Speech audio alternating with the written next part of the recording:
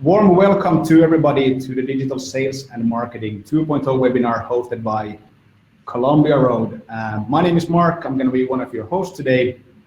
And we're going to have a very intensive and interesting 90 minutes talking about mainly two topics. So we're going to talk about how companies and organizations has sort of responded to the current market situation related to COVID-19 naturally, but also look a little bit more on the positive side and chat about sort of win-back strategies and how companies are planning to get back on their feet after this market situation. So very cool stuff, and I hope that everybody online will get at least one learning or insight that they can use in their daily business after this webinar. So very interesting stuff coming up. Just a few practicalities. So as probably a lot of you have already noticed, we have took the privilege to close down your video and mic. We are almost 700 people online, so it would be a little bit hassle if we have 700 videos running. So we took the privilege to do that. But as you see, the chat works, so we still want to have an interactive webinar. Please be active. Please comment on both of the sessions during the webinar. We also have a Q&A session, so the chat is the way that you can then participate in this webinar. So please be active as you have been already today. Just as a notice, the first comment in the chat was posted by Patricia. There's a small sort of introduction or tips and tricks how to use the tool itself that you're in. So if you find any issues using this, please scroll up and then you have instructions on use that. One important thing is that please keep the tab open. If you close it down, there might be some disconnections. So you need to enjoy our faces for the 90 minutes to keep on board. And secondly, if you're active on the sort of social media channels, please share and discuss what we chat about today, and tag us with the hashtags that you see there. This is a way that we can then sort of join the discussion and sort of also after the webinar have a lot of discussion regarding the topics we chat today. Good, short introduction about who you are looking at right now. I'm the middle guy, so my name is Mark Jonder. I'm a growth strategy expert. I have way over a decade in different kind of commercial managerial positions, from SaaS to consultancy. So I'll be one of your hosts for today. And with me I have Lauri Eureen and Simon Fransson. Lauri, do you want to introduce yourself? Sure thing. Hello, everyone. I'm Lauri. I'm the general manager at Columbia Road Stockholm, and I have a background in e-commerce and also in technical development. So originally by practice, I'm a software developer actually, nowadays doing quite a bit more. Simon, thank you, Lauri. Yes, so my name is Simon, and I will be the voice of the people today. So if you post any questions in the chat, I will kind of like see what questions are here and now for the webinar, like in the greater context, and what's actually questions for the panelists or for the experts who conducted the study, and then I will bring them up in our Q&A sessions. So happy to be here. Yes, thank you guys. Cool stuff. So this is us. Before we get into the webinar agenda itself, I would ask Lauri if you would very shortly want to share some insights on who Columbia Road is. You see a lot of logos on our background, so just shortly share some insights. Yes, sure thing. The same logo here, taken from Columbia Road, London. Shortly about us. So Columbia Road, we're a digital sales and marketing consultancy. We always aim to get more customers and more revenue to our clients, mainly by leveraging digital in sales. We're all over Europe, so Stockholm, Helsinki, Munich, Berlin. You can read the cities. And also, we are part of our lovely parent company, Futures. Columbia Road, we're give or take 100 digital sales consultants, and together with Futures, we're then roughly 700 people. So digital sales, that's what we do. Quickly about our offering. So I'd say it's threefold. So first of all, we build. So we build e-commerce, so web stores, CRM systems, marketing technology capabilities. Basically, it's anything that has an impact on top or bottom line of your business and it's related to digital sales. Secondly, we do growth hacking. Well, that's a buzz term. It's been out in the market for quite a while. For us, it means a pragmatic, systematic way to increase digital sales systematically over time. So that's what we do for our clients. We try to affect some KPI that will boost your digital sales. Thirdly, we help with strategy when it comes to digital sales. So what kind of organization do you need to have, competencies, processes? What do you need to have in place to be able to succeed in the modern digital sales environment? It's quite different to the traditional IT-driven, siloed way of thinking. This is always sales first. Even when there's technical things in the background, you always have to think of the sales because that's what brings in the business. Good, thank you, Laura. So sounds that if you want to sort of transfer over to a more modern way of doing commerce, Columbia Road sounds like a good partner. Mark, I would definitely say so. Okay, sounds good, sounds good. Thank you for the short introduction to Columbia Road. So regarding the agenda, we have a two-parter today. So the first part will be a panel discussion with 4 lovely experts that has joined us today. So we will lead you guys through a discussion where we talk about the same topics as I mentioned earlier. So win-back strategies and also responses to the market situation. Very interesting discussion coming up.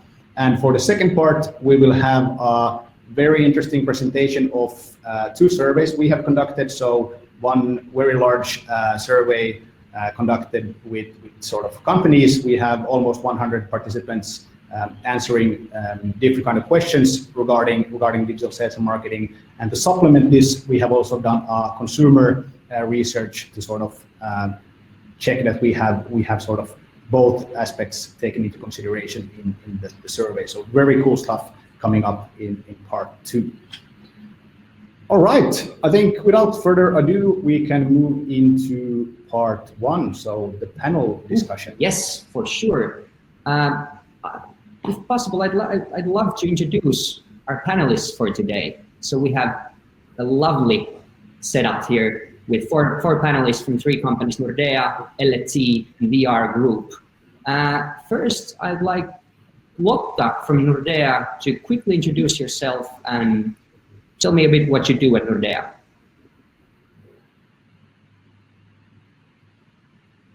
Good morning, everyone. Hey.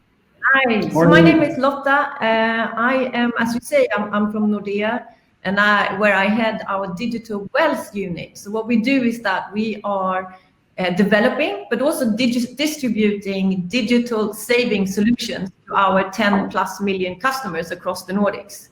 And that means that we are very active in the field of savings, investments, and the pension area. To customers all the way from our high-end customers into our retail customers, but also our business banking customers. Super happy to be here and to share some of our experiences in the last turbulent times. Yeah, thank you, Lotta. Seems like quite relevant topics for the times. Thank you. Next up, I'd like to introduce Sebastian from Lassila & Tikanoja, or L&T.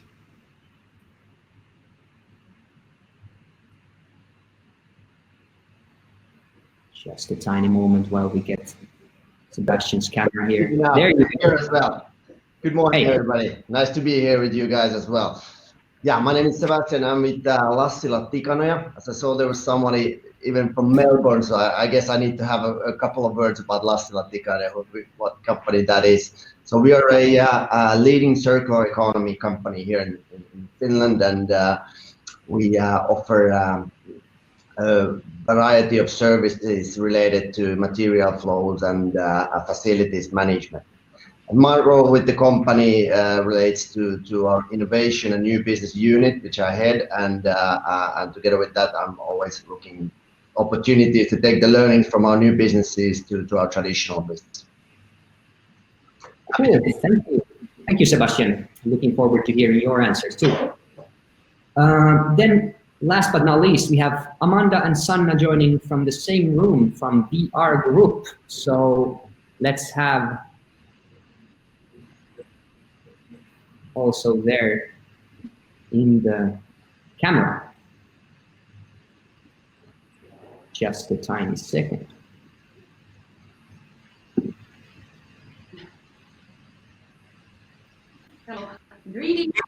There we go. Hi, could you introduce yourself just briefly?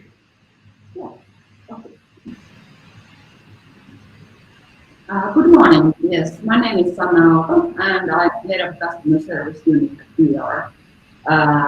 I'm responsible that our customer processes are efficient and we offer high quality service in every channel. And my job is to make sure that customer service units will offer services to both B2B and B2C customers. And hi, my name is Amanda, and so we both work for VR Group, which is a Finnish state-owned railway company. And we both work in mostly the passenger services currently, and I myself am a product owner, and I've been in VR for a very rapid 9 months. I work with our new customer channels, such as our mobile app, VR Matkalla, and music.nvr.fi, and customer-related solutions such as CRM. I personally tend to interest for some customer-related technology and also really interested in how information flow work. Okay, hey, thanks for all the introductions. Remember, now that we start the panel, you can ask questions in the chat. So please be active on the chat, and we will have a Q&A session after. So let's kick off the panel. Mark, why don't you start by asking the first question? Also, there's been some comments in the chat. So Amanda and Sanna, when you speak, could you move a little bit closer to the laptop or maybe speak up a little bit so that we can hear you? Yeah. That would be great. Did you hear anything? You need to use your lovely voices and speak up a little bit, so that's good. Okay, yeah. Can you hear me better now? Can. Thank you very much. Okay, so let's go in. We have 8 questions for today.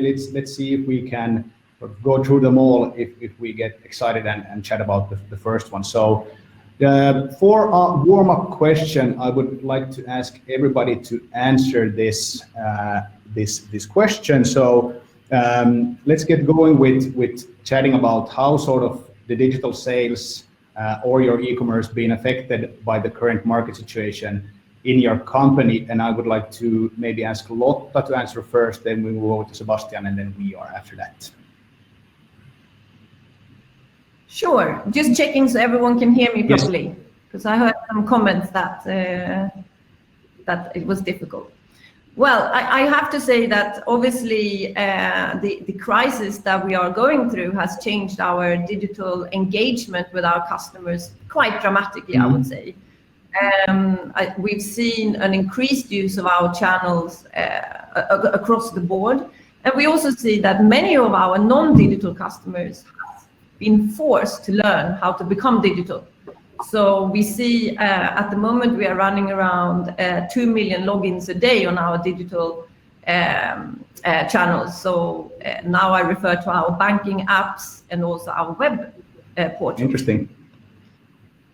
I think, remember, I come from the savings and wealth area, and I think the extraordinary times we have seen during COVID-19 has very much impacted the markets. And obviously, when you have almost gone through a once-in-a-lifetime experience with huge falls and turbulence on the stock market, this has very much impacted our customers, digital or non-digital. And I think the behavior of our customers has been driven by a fear of losing your savings, losing your pension, or losing your investments. And I think that, you know, from a Nordea perspective, we very much done everything in our power to help the customers where they need in the channel they need help. So we very much directed our advisors to help the customers that need more of a personal touch, very much advising on how to keep constrained of your emotions or how to deal with your fear in these times. And then we've also seen that our digital offering and our digital tools have very much helped customers that most likely are a little bit younger. We see more interactions with the younger 40s, for instance. And our advisory, we have an advisory, savings advisory robot that's been able to help the younger millennials, so to speak, to enter the market. And we see quite an uptick in these interactions. So we have around 40% more visitors or usages this year compared to the same period last year. Obviously, it's hard for me not to mention the equity market and our equity traders that very much engage with us during this time period, and we see volumes that are 3-4 times higher than normal. The final thing I like to mention is that during a time when there is so much stress in the market, we've been able to complement digital solutions with personal advisory. So you see that, whilst our advisors have helped to give that personal touch points, our digital engagement has helped customers to enter the market. And we've seen a record high in new sales volumes through digital, actually reaching almost 80% of our new volume is now via digital, which has been quite a shift compared to last year or previous years. Very interesting. So also sort of digital tools and sort of channels, their importance have skyrocketed, but also due to the situation, sort of a new target group from a customer perspective. The younger people have also sort of been more active towards banking services. So I think that's very interesting. Cool. Thank you, Lotta. Sebastian, would you like to share your thoughts about this? Yes, I can hear you. Great. Just making sure. Yeah, I cannot start without going through the our line of business and our customer base. We are offering a rather classical set of physical services towards a variety of customer industries. We've got B2C customers and we got lots of different B2B industries that we serve.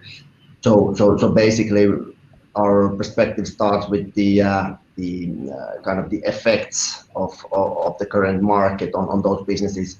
As everybody probably knows, there are several lines of businesses that have been affected very strongly, and then there are areas where you kind of see increasing demands, such as hygiene and cleanliness, etc. So kind of the perspectives are a bit twofold in that sense as well. But then going to the digital sales and e-commerce track, then we see kind of the same trends as Lotta was there commenting, that people are going more and more in digital, and are basically, for us, the main digital touch points have been increasing, and we are seeing more and more customers and users in those customer companies being active in the digital funnels. Yeah. Okay. Very good. So sort of two-sided experience for you guys. Something up, something down, which is natural, but also without even saying the digital channels importance has also increased with you guys a lot. Yeah. Very cool. Thank you. And then Sanna and Amanda, would you like to share your thoughts about this also? Yeah. I think in India, our sales for the passengers are mostly digital, but of course, train travel is physical, and that is the challenge at the moment. But I believe, as Lotta mentioned, millennials, also that kind of customer group that in VR has shifted towards train travel statistically. If you compare them to other age groups who tend to use a car a bit more. Challenges have been very direct to our business. We cannot deny that, but obviously I feel that this has had a huge impact in our passenger services, and we have had to cut operations and, for example, marketing efforts and delay some projects. But in other divisions, such as logistics and fleet care, there hasn't been that much change.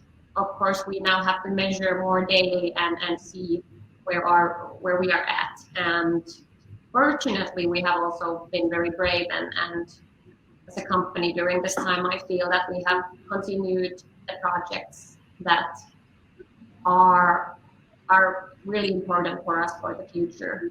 And that has been really nice to see. Yes. Cool. Thank you very much for the comments. So this was the warm-up question. So now we have gone through the situation, and I mean, as probably the people joining this was sort of the expected situation. Let's move forward to the next question. So as most likely everybody knows that a lot of companies have had the need to sort of rethink the sales strategies and sort of manage the current situation. So we already a little bit touched upon this topic, but could you elaborate a little bit more on what kind of changes maybe you had to make to your business or organization to sort of affect this new digital channel increase in usage, but also new sort of consumer base and so on. So what sort of changes have you had to make in your organization? I would like to ask Sebastian to start answering this one. Yeah, like I presented myself earlier, I've been working with our so to say corporate startups for a while now, and we've been experimenting different styles of sales strategies, and we've had really good learnings there, and gradually we've been taking those learnings towards our traditional core business, and which is actually really dominated with traditional face-to-face B2B sales organization. So basically what we've seen is that we need to speed up that transformation. We need to those, let's say, marketing-led digital funnels and sales campaigns towards to the front line with a even greater speed, and that's how we get better results at the current moment.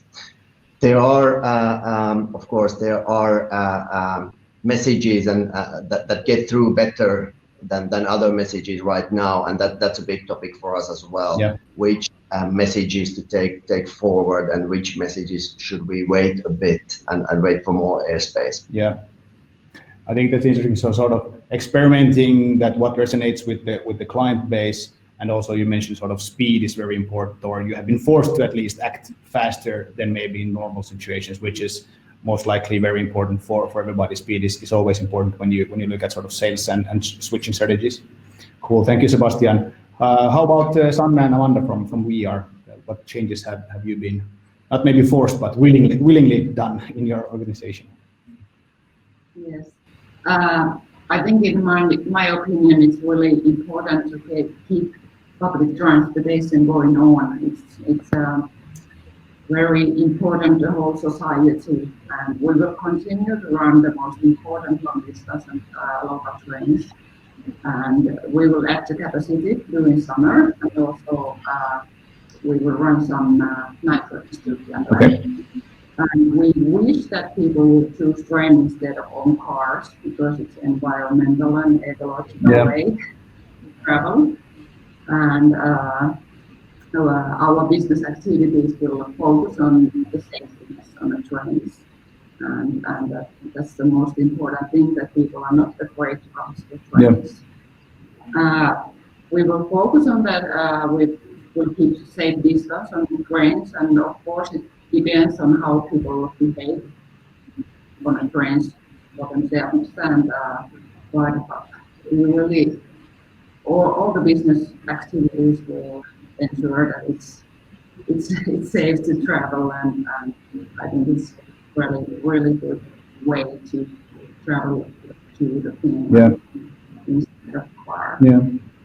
And what comes to those innovations that what we have done, there is 2 examples of what I can point out, where we created very fast the online shop where we offer takeaway food to Helsinki area.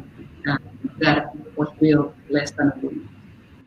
Cool. We're very proud of that. That's really interesting. I mean, your food delivery services has had a lot of media attention also here in Finland, and I think it's a good sort of innovative way if people are scared or unable to sort of travel to train, then you provide the services to them at their home. So I think even sort of from a national railway company, I think you managed to sort of think outside of the box. So big mad props for you guys regarding that. I think it's good.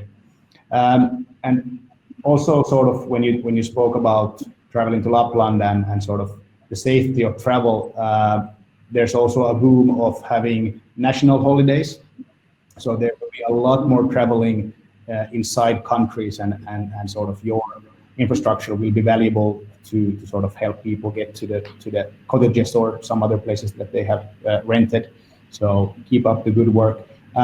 I would still ask you to speak a little bit closer to the mic or with a higher voice. There's a little bit difficulty listening into you.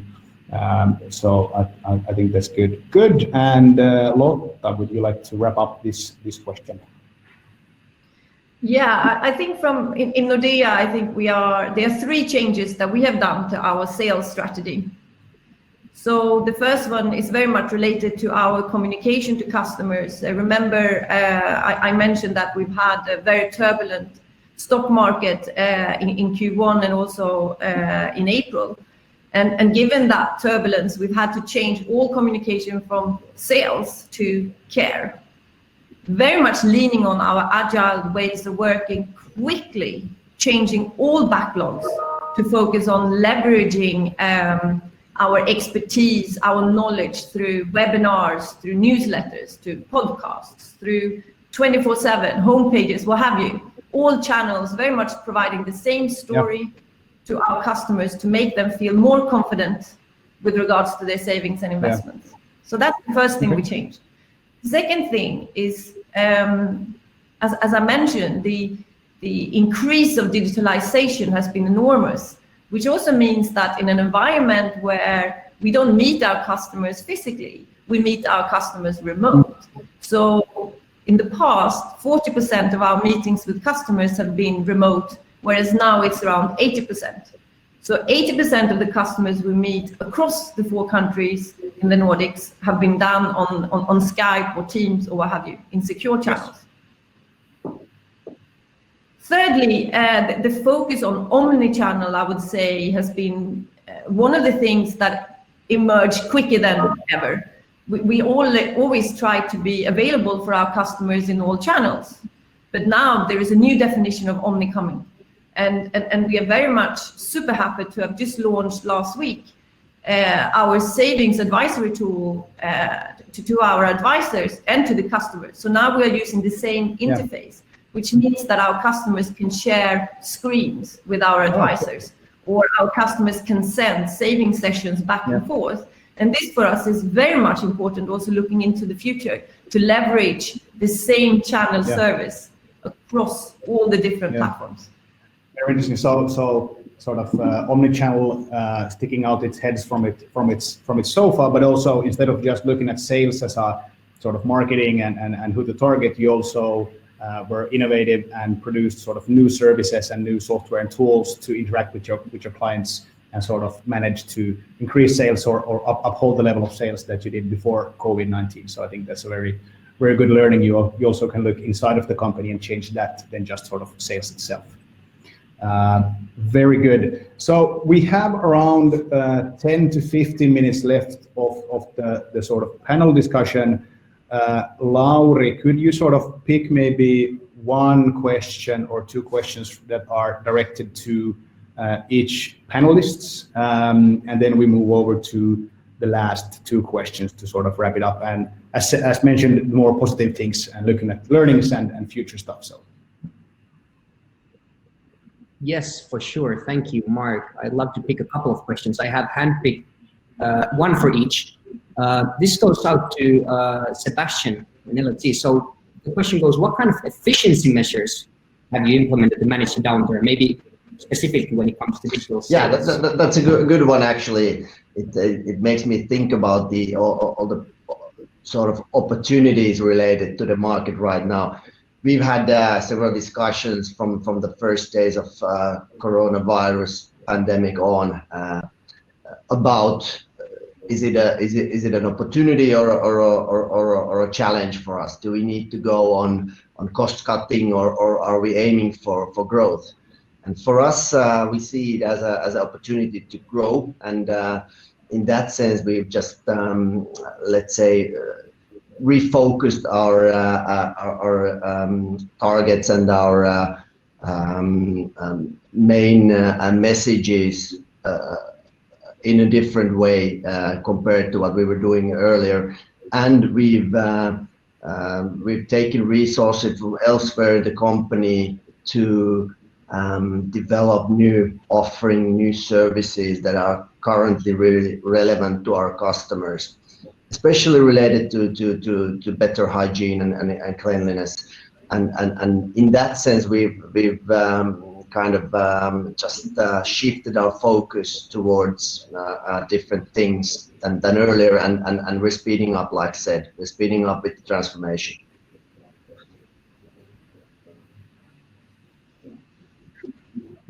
Interesting points. I guess the hygiene aspect is really something that people take into consideration currently. Thanks for the insights. And again, if you have any questions for the panelists, now people have been shooting them in the chat, so please continue.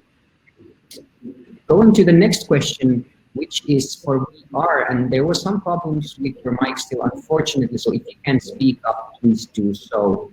I apologize for this situation, but hey, which areas are going to be your primary investment and or improvement areas in digital sales at the time after this market situation? What do you think, Amanda, Sanna? This year it's letting go from the old channels and trying to move our operations to the new ones. But of course, after COVID, the safety of travel is important. And for example, we are now creating some algorithms to help our customers choosing a safe place while they're traveling, which is located not that close to other travelers, and trying to think of solutions related to this. Then I feel we also had examples in our development work where we compensated the unused tickets to the customers and helped that process a bit. And that has been a good try out to get the speed to the process. Mm-hmm. And I think that we want to listen to customers more, and we get a lot of feedback, and now we want to use the feedback to develop our processes so that they are efficient and people will get the answers sooner and we take care of customers, so on, that we will automate our processes more than before. Yeah, that's an interesting point too. I think that in such a kind of unexpected and times, the voice of customers really becomes something to listen to. That is for sure. Thank you for the answer. Moving on to the last question that is individually pointed out. This one goes to Nordea and Lotta. So, has there been any unexpected opportunities for digital sales and marketing due to COVID-19? Yeah, I think that there has been actually some unexpected opportunities and innovation in the field, and I can think on top of my head a few ones. So the first one is very much, wealth and savings is driven by one thing, or is anchored on one thing, and that is trust. We are managing our customers' money. So I would say in the COVID-19 area, the increase of trust is very much important. So this has meant that we had to leverage our expertise, our knowledge, our stability, and our scale in a way that we might not necessarily always do. And the opportunity we've seen here is that we've seen a lot of our customers moving external capital into us because of that trust and the stability. We also see a lot of customers moving their, not only savings, but also their mortgages from other banks to us for those reasons. So that has been a great opportunity for us. Secondly, I think that in the past, to be honest, I think the digital sales, our more traditional marketing unit and more traditional communication units and other areas of SME, subject matter expertise, has been kind of in silos. And I think now everyone has focused on one thing, and that is getting shit done, helping our customers in this time. And the impact is enormous. So I think that it's an opportunity in itself to really bring people closer together and focusing on delivery. And the third thing, we very much divide our customer journeys in reach, act, and care. Reach is about reaching, nudging external channels, internal channels to make sure we engage with customers. The act is about building products and developing products. And the care is all about retention, loyalty, referral programs, so forth. And I think maybe, as I kind of alluded to, they have been a little bit in silos across the customer journey. So what we're doing now as an experiment is very much to bring more the customer sales and marketing focused people into the product development.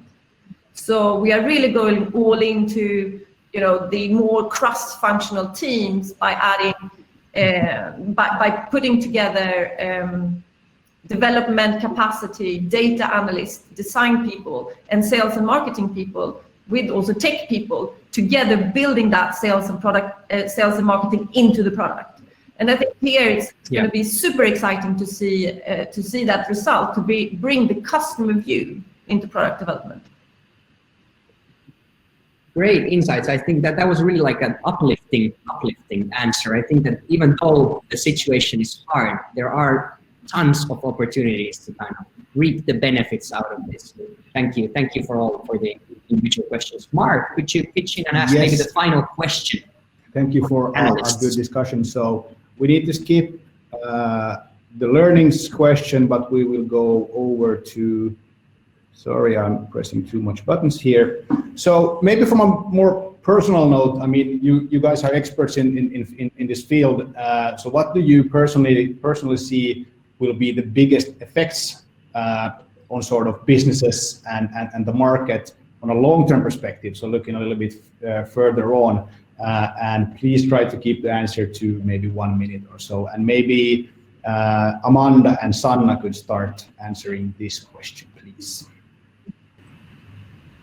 Well, I think that we think that domestic traveling in Finland will increase in the future.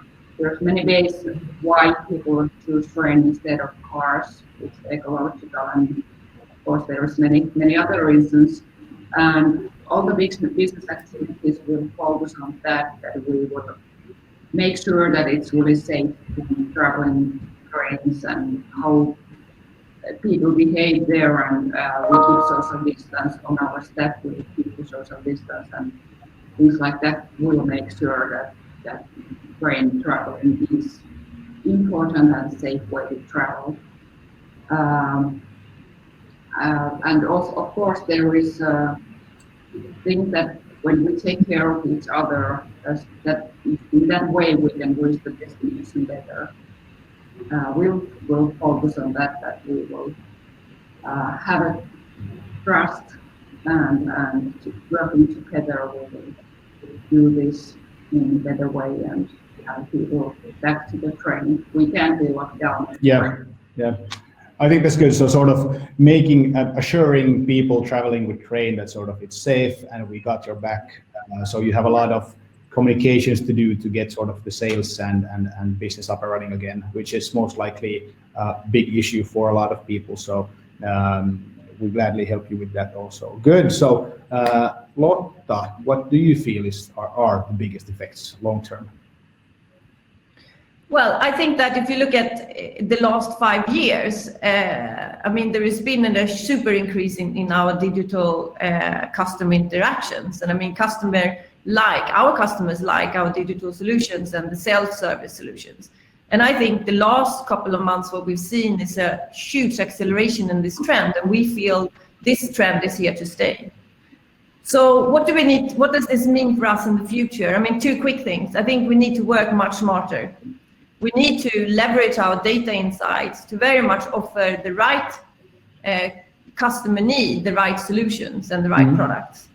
And how do you do this? I mean, we need to be better in micro segmentations. We need to be better in lead management across the different channels, not only in digital, but also to our advisors and our branch network. Secondly, I think that we need to be more efficient, more automated, and more quick and lean. I mean, we need to move away from manual processes into automated sales machinery. And I think here we have much more to do, and we are only really scratching the surface when it comes to data-empowered customer interaction. So things like next best product to offer, or things like normal retargeting, but also then retargeting across the channels, merging the omni or merging the physical with the digital to really have that omni channel. I think that for us is very much in focus in the next 1 year. And the final thing, we need to increase the speed of investments when it comes to putting our products on the shelf, helping our customers to pick products, and also to build digital relationship based on trust in our channels. Very interesting. I like how you answer always on sort of three points. That's very, very good, very systematic. Very interesting. So sort of more investment, rapidness, speed once again, and sort of looking at how to merge the channels, and especially I like your comment about sort of data-driven sales is very, very important. Good. Sebastian, you have the honor of wrapping up our panel discussion for today. So how do you feel in 1 minute would be the biggest effects on a long-term perspective?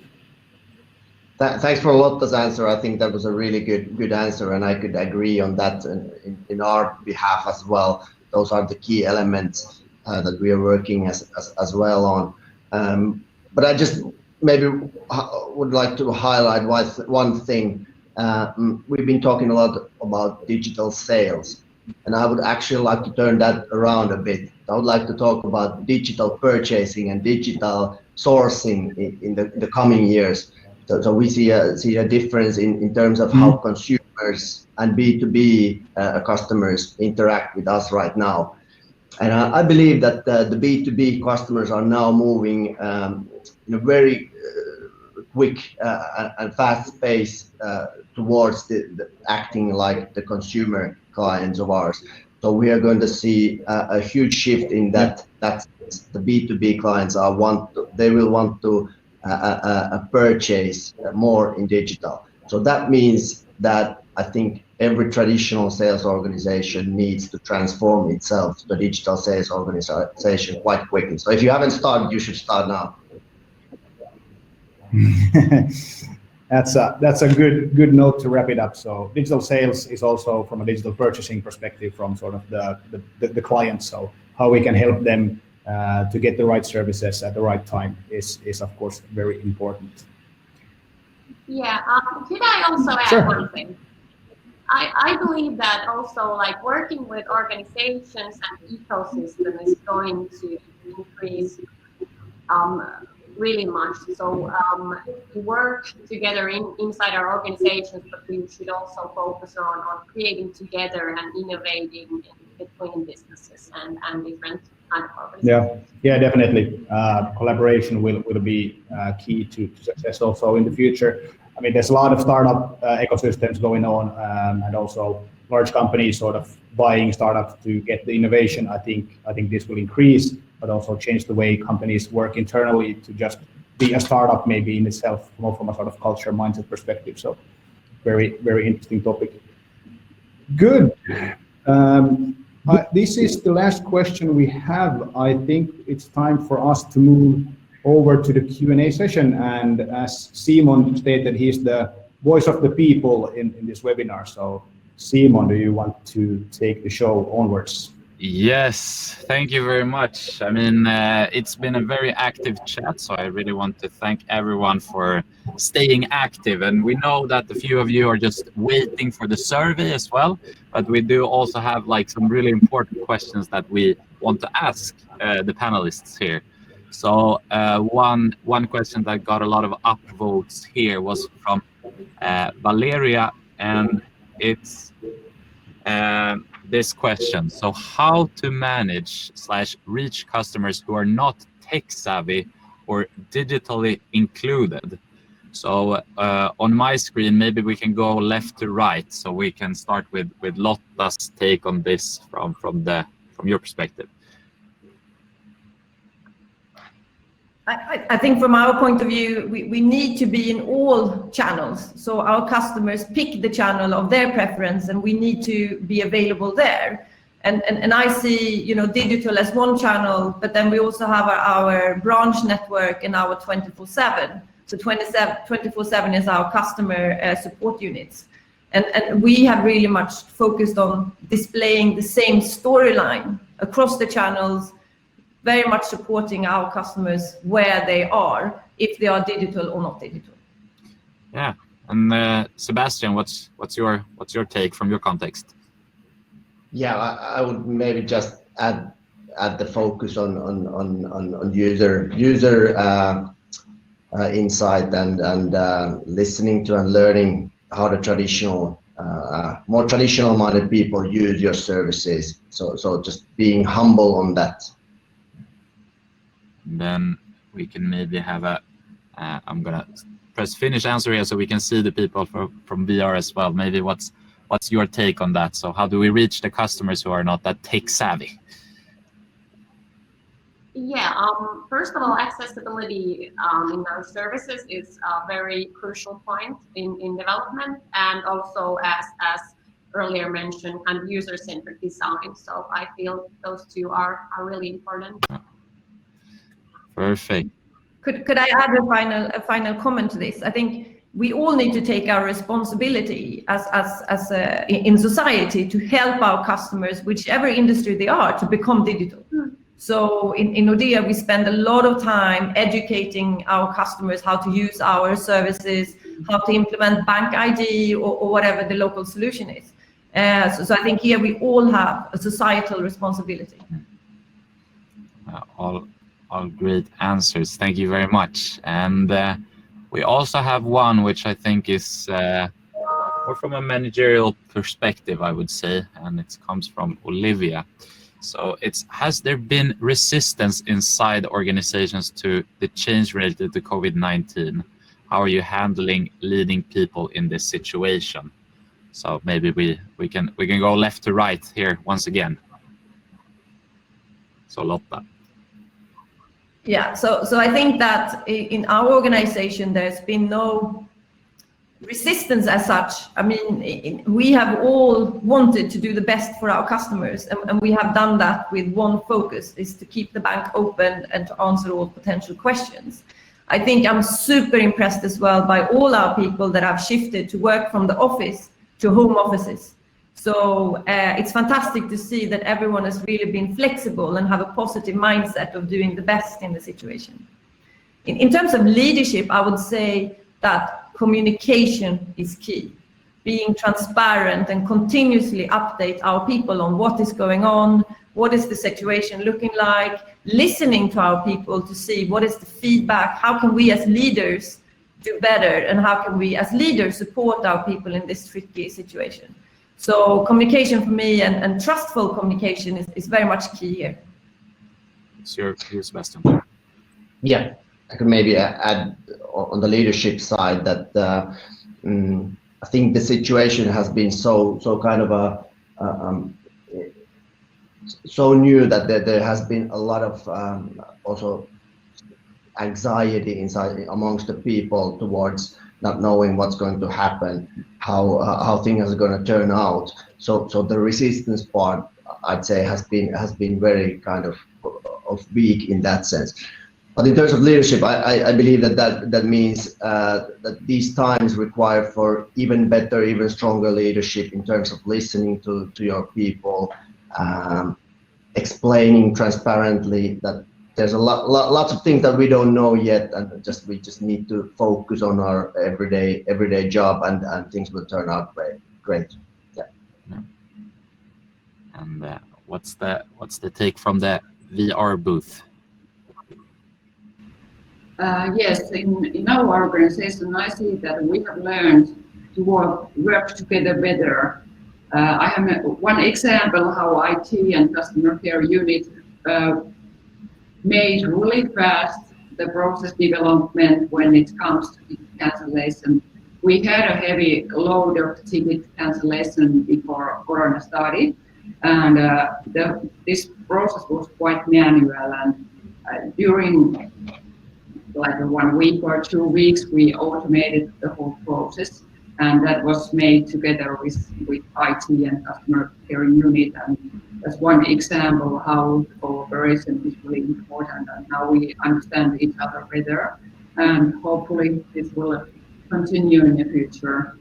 So we learn to work quick and make fast solutions and fast things when we really we face the fact that something has to be done, and that was really quick, and we are really happy together about that. Yeah, it's amazing to see how much quicker organizations actually can work when they really need to, and I think that we have gotten like some really good answers to this Q&A session, and also the entire panel's discussion. So we really want to thank today's panelists for joining in and providing us with some great like real examples and real voices from people that are actually working now during this market situation.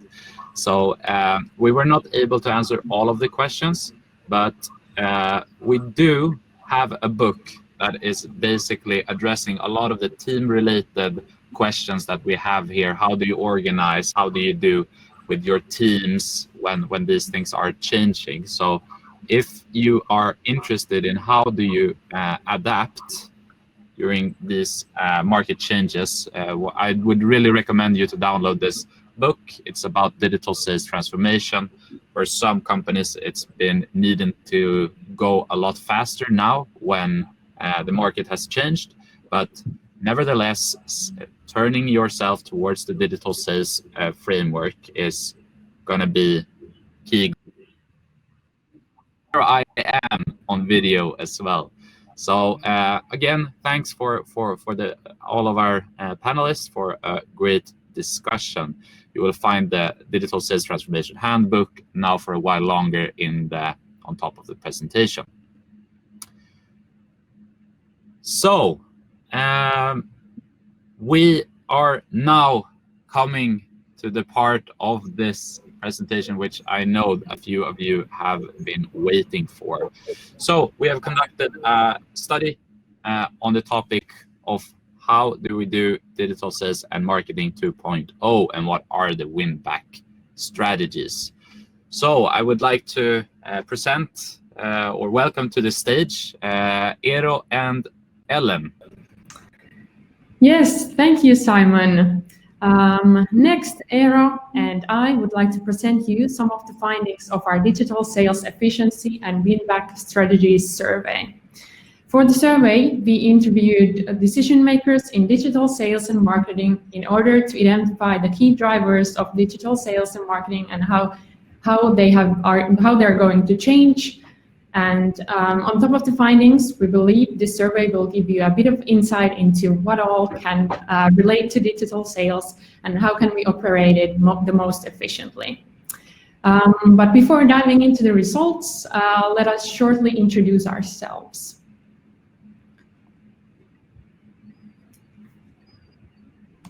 Could we get the next slide, please? Thanks. Okay, so Eero, would you like to start by introducing yourself? Yeah, I can start. Thanks, Ellen. So my name is Eero Martela, and I have been working with strategy consulting for more than 10 years. And for the past 5 years or so, my focus has been on digital sales and strategies and growth strategies, and how could companies grow more through digital means, in short.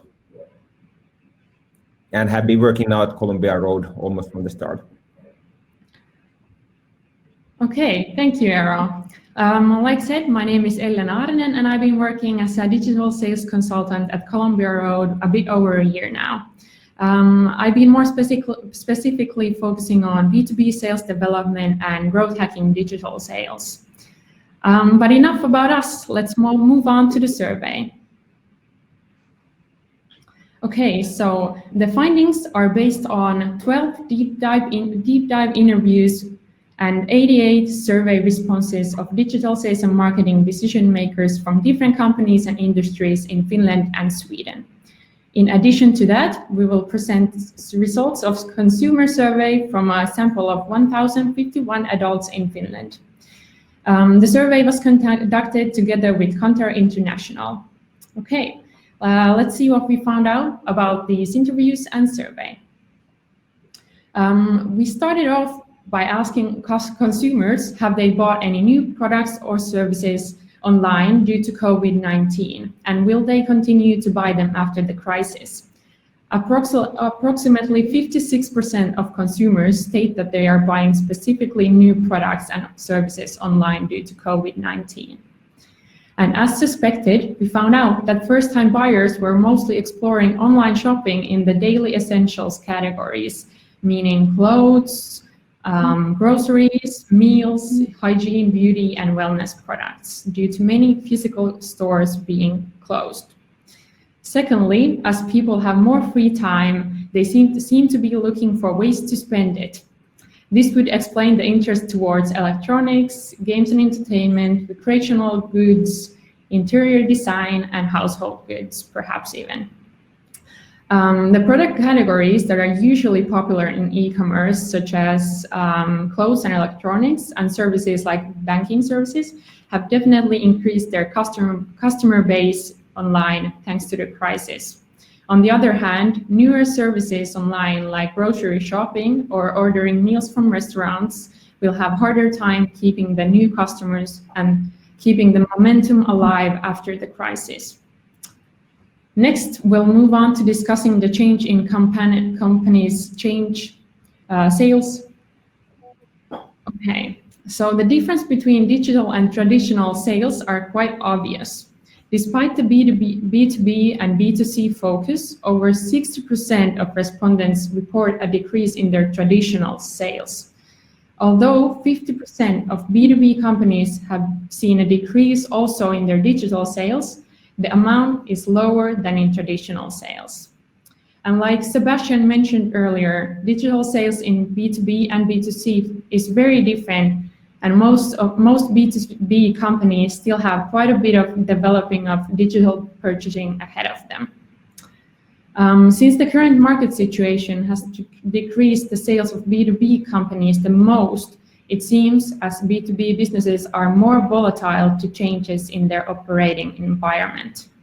This would also indicate that businesses have decreased or prolonged investments in order to be cautious of a possible economic downturn. And lastly, layoffs and the lack of presence at the office might have contributed to the new projects or partnerships being pushed to the future. Then again, companies with B2C focus have suffered from the situation the less. Although B2C companies report that their traditional sales have decreased, their overall sales might have stayed unaffected or even increased, since consumers are clearly making up for the lack of traditional shopping in online sales channels. So now more than ever, digital sales can have an increased impact on established company value. And yeah, we believe that the change will be permanent, and so does our interviewees. Here's what a manager from a large B2C company said. Digitalization and online buying has taken a 2-year leap forward in just a few months. We're reaching a point where consumers can imagine not being able to shop and run errands online. And with that note, I'll give the floor to Eero, who will continue to discuss some of the key findings from the interviews. Thank you, Ellen. So, as said, we had 12 in-depth interviews with various companies from different fields, and we have summarized the findings in here from those discussions which were about key drivers of digital sales and marketing in near future. And also the survey results pretty much agreed on these results, and having listened to the panel discussion as well, I think this is also quite a good sum up of the panel discussion as well. So we have 6 key points that came out from the interviews. First being agile and efficient adaptation and processes. And this like really was highlighted, I think, in all interviews and discussions, meaning that now that the markets are changing so quickly and the customer behavior is changing so quickly, so really sales and marketing organizations have to, like now or especially now, start to adapt to agile ways of working, and working, as Lotta said earlier, like together with each other and react quickly if something is happening in marketing, then adapting that to sales as well, and also into product development, and really measuring everything and listening to the customers all the time and reacting based on that. The other second key point being new digital touchpoints and partnerships, and putting focus where the impact is gained. And in the interviews, like where companies felt that the impact can be gained is from, firstly, like tackling the new bottlenecks of sales that has emerged in the situation, or alternatively, if they say there has been new opportunities, experimenting with new solutions. And these new digital touchpoints experiments could be about improving the current web shop, or setting up new web shop or buying experiences, putting out, for example, 10 different landing pages with different value propositions, making like easy to contact forms for small companies to your B2B company, or maybe automating customer service, or actually what has come up quite much in the discussions and in the survey results, collaborating with third parties in one way or another because of the changed situation. So really be experimental and open for new things. Then the third point, key point regarding key drivers of digital sales and marketing in near future, was a marketing point of view.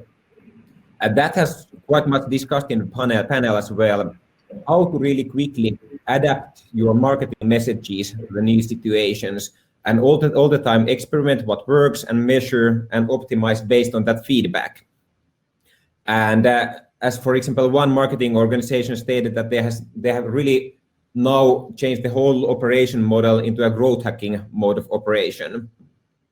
Another interesting point of view to the marketing is that companies that have been having their sales coming up in this situation, from the customer communication point of view, they have been putting then the focus on loyalty, how to keep up the momentum of those people who have become customers now after the really urgent situation has changed.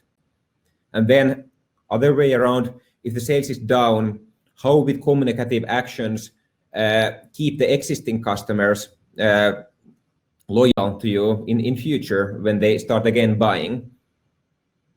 Then a third point, companies have been really experimenting with their services and adjusting their products to support better the current buying patterns, for example, pricing or digitalizing their offering more and so on.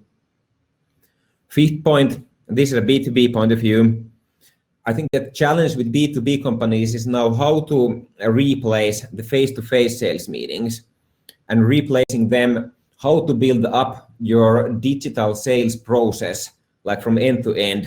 For example, using account-based marketing approaches in order to be all the time in contact with the customer when face-to-face is not happening. From consumer point of view, if you have had like working a major web shop already, well, then you're lucky, and you should be putting the focus even more in future on that and try to keep up with the pace of change all the time. But then again, if you haven't had yet a working or like really major web shop yet, then like the message really is that now it's not now or never. It's a time to put the focus on that. And I think this quote really well summarizes the many points of views from the interviews. The new normal will not be as it used to be.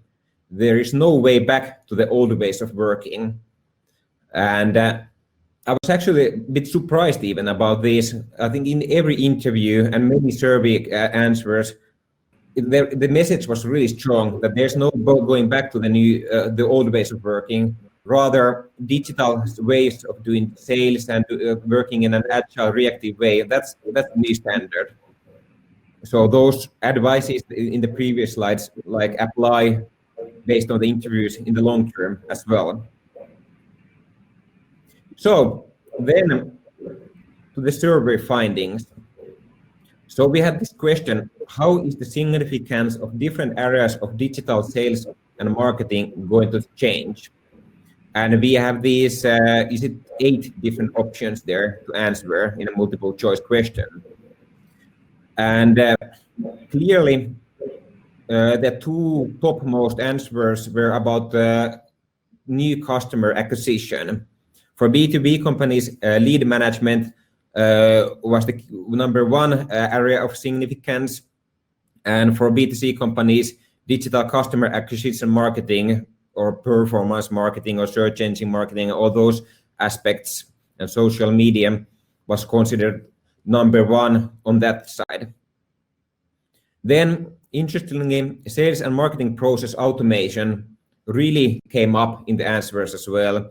And what I was surprised about was that especially B2C companies tended to answer to opt for this topic even more, and also actually mid-sized companies.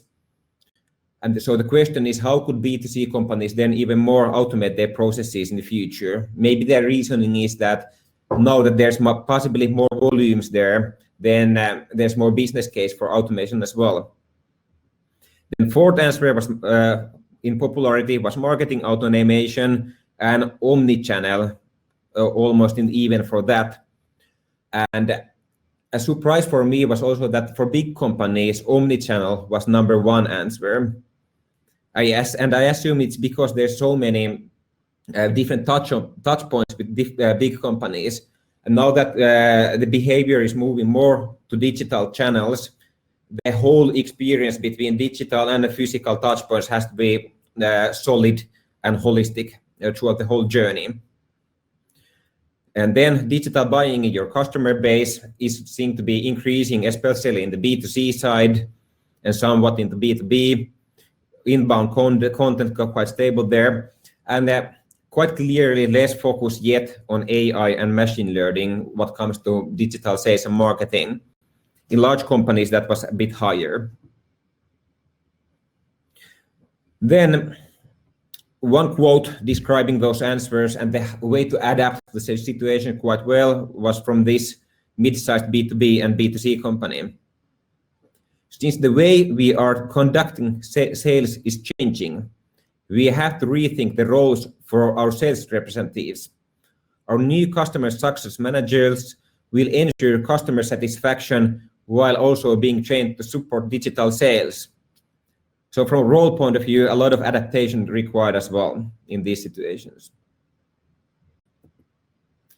Then to the final question that we have summarized in this webinar, which are going to be your primary investment and or improvement areas in the future? So if the previous ones was about like where to put focus on, this is more about where to kind of invest on, which might be a little bit different things. Here are top 10 answers, and in that actually putting more investments and like money on the existing things was quite clearly considered to be the number one answer, meaning that more revenue from existing customers, and then again, like the sales efficiency aspects, how to get more out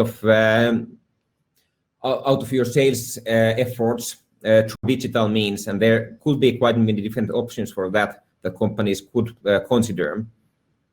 Then after that, lead generation, especially of course for B2B companies, was the third one. And then want to highlight two topics, which was more about doing new things. About 30%, 30 or 25% of the companies were willing to launch new products and or service channels online, or implement or invest in new sales channels, which is actually, if 1/4 of the companies are going to do that, some complete new things online, that's actually quite a high percentage from my point of view in these times even. Then customer data was in popularity, number 5, and that's kind of like really the basis or even a catalyst for all these things, other investment areas here, especially the omni-channel part for the big companies. And customer data was like one of the most popular answers for the big companies, maybe to highlight. Then we had like in top 10 online content, growth hacking, and or daily digital sales operations optimization, especially popular for big companies and B2C companies. B2B maybe a little bit behind on that. And then performance marketing and analytics.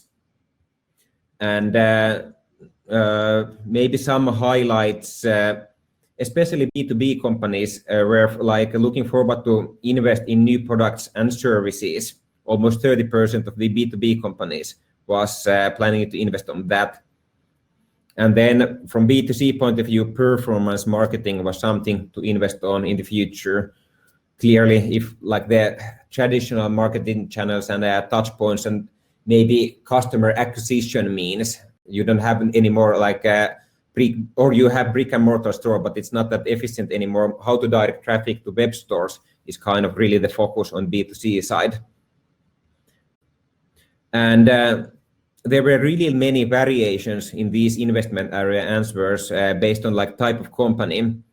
And in our survey report, there's like even more elaboration on big companies, small companies, and different B2C and B2C aspects and so on.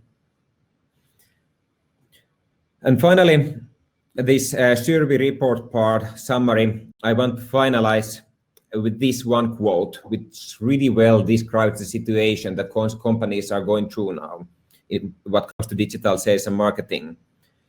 The current situation has gotten us to eagerly speed up the execution of changes we have already planned long before.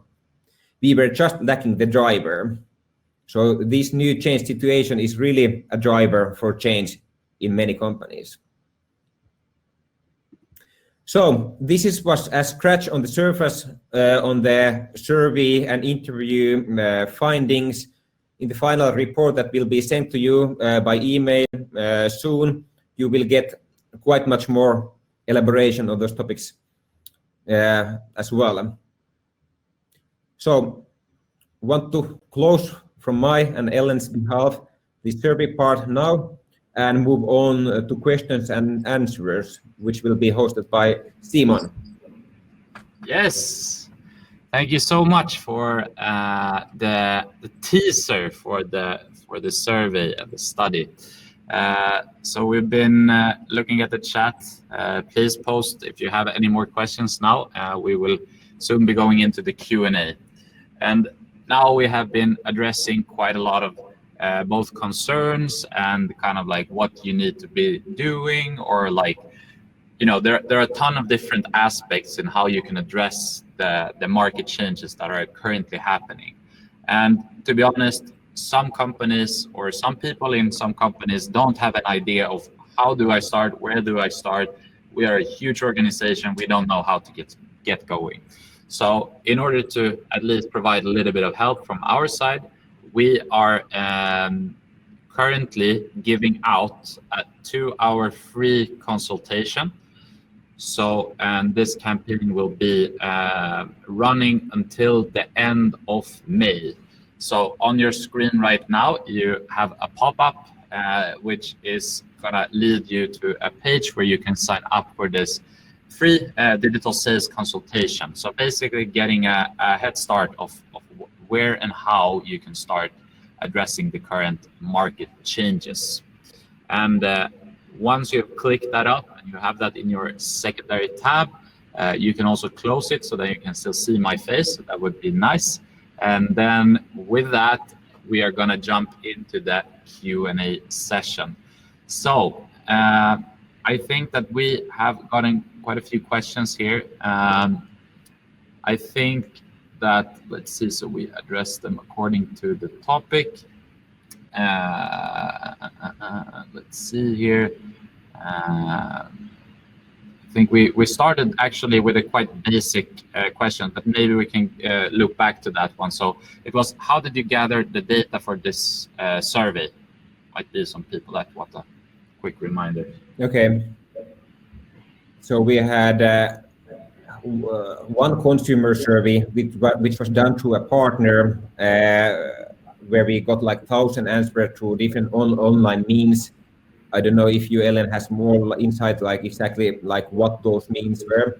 Then we had on our like own web survey, which we delivered quite many different leaders and people responsible for these topics in organizations, which like we have multiple choice questions and open questions and these kind of things. And on top of that, 12 in-depth 30-minute interviews with chosen leaders from a good representation of companies. Yes. And then we also got a question here about online education.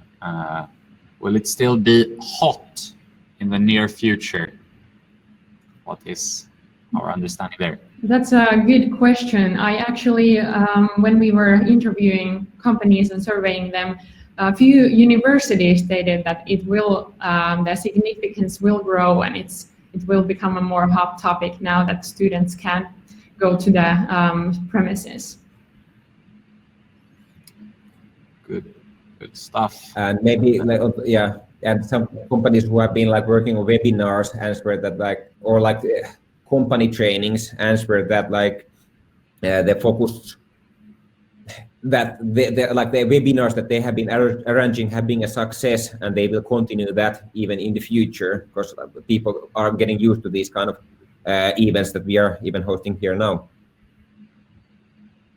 Maybe also looking back to one of the quotes, it might be that there's no turning back as well.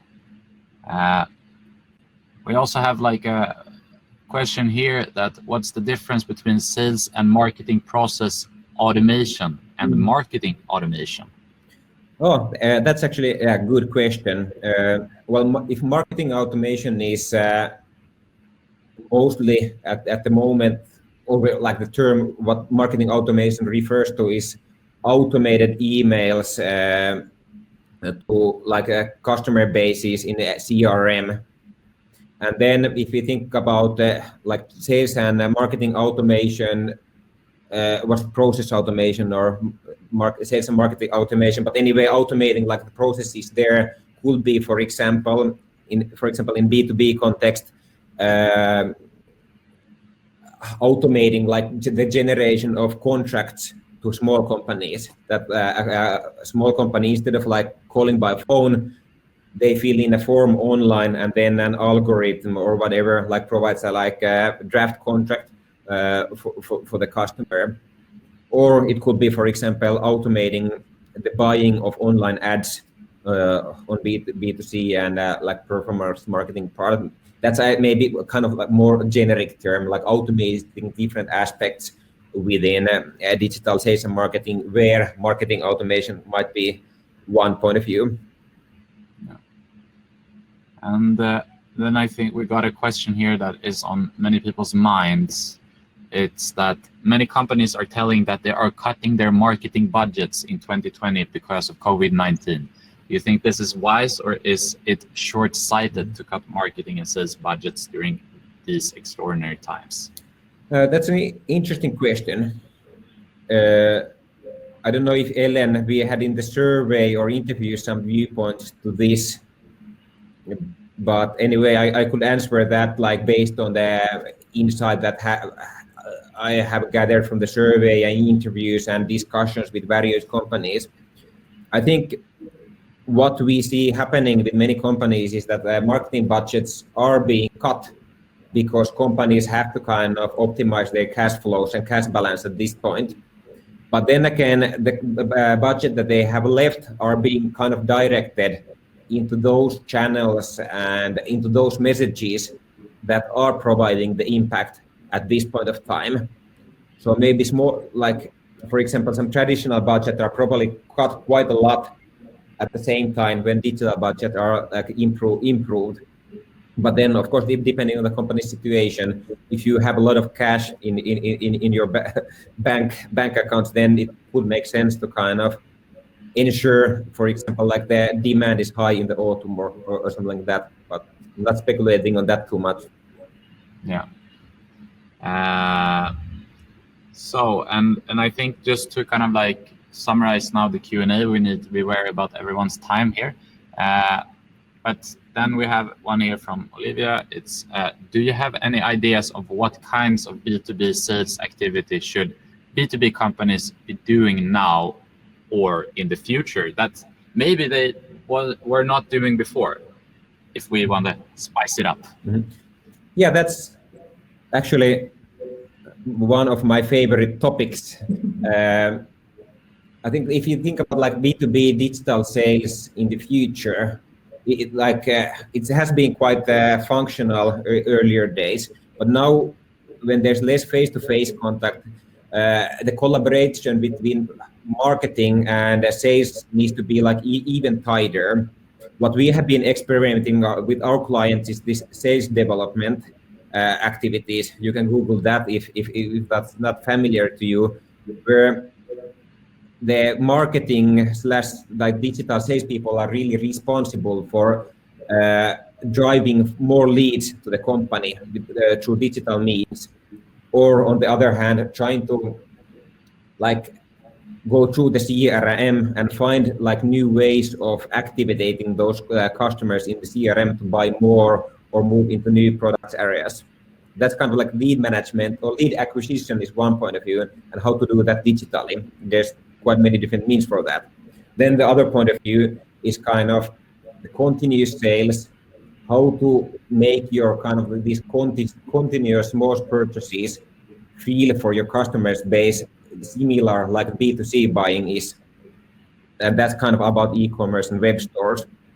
And then the third point of view is like sales negotiation. And I think in B2B, it's quite much about optimizing the like small and medium-sized companies' sales processes, how to get as much information as possible through online means. Is there something like contract generation, as I discussed earlier, that can be automated and so on? So I think kind of like 3 key main areas to focus on. Maybe account-based marketing is the fourth one. Sounds good. Great answers, and thanks everyone for the questions in the chat. We will be moving on now, and please feel free to ask all of the questions on colombiaroad.com. If you want the specific answers, we will be answering that in the chat on our homepage as well, or you can reach us via email and we will have that from the presenters. But now, thank you Eero and Ellen for the great survey presentation, and we will continue on with the feedback. So I would like to say hello to Lauri again. Yes, hello everyone. Let me get my web. Hi everyone. Just a few more closing words. We're finally over the panel and the survey results, and we'd like to say thank you and remind you of a couple of things before moving on. So first of all, we love feedback. So there's going to be a feedback form popping into your screen right now. So please do fill it up. It's for us to improve. It truly helps us deliver these experiences even better in the future. And once you click the feedback form, you can leave it in the tab. I have a couple more slides, and then we will close this one off. Perfect. First up, gladly, this is not our last webinar ever. So already in a couple of weeks, we have Growth Hacking 101 webinar, which is actually the kind of webinar that you would like to attend as a manager, hands-on expert, if you want to take concrete steps to start improving your digital sales. So this is our highly appreciated course over the course of many years that we've run it already. Now we moved it online this year. And I truly recommend you join. We will obviously be sending this link also to you in the follow-up email. But it's truly a great webinar, and I recommend you join. There's even a couple of quotes there on the screen, so just read them through, and you don't want to miss this, I'd say. You might even get to see some of us there presenting. Okay, as I said, all the materials from today will be sent out to you. So no worries if you miss something, if you close some tab, that's okay. They will be sent out to you as in a follow-up email. Again, if you want to share, tag us, use the hashtag saleswinback20, colombiaroad.com, or tag us in the post, colombiaroad.com. And finally, thank you for attending. Thanks to all the panelists. Thanks to Eero and Eller for presenting the survey results, and thanks to Mark and Simon, both, for hosting this webinar. If you have now any burning issues at hand, you would like to contact us already before we follow up, you can contact us at lauri.euren@colombiaroad.com or eero.martela@colombiaroad.com. And I wish you all a happy day and a week onwards, and let's catch up at some time, and bye. Thank you, everyone. Thank you all.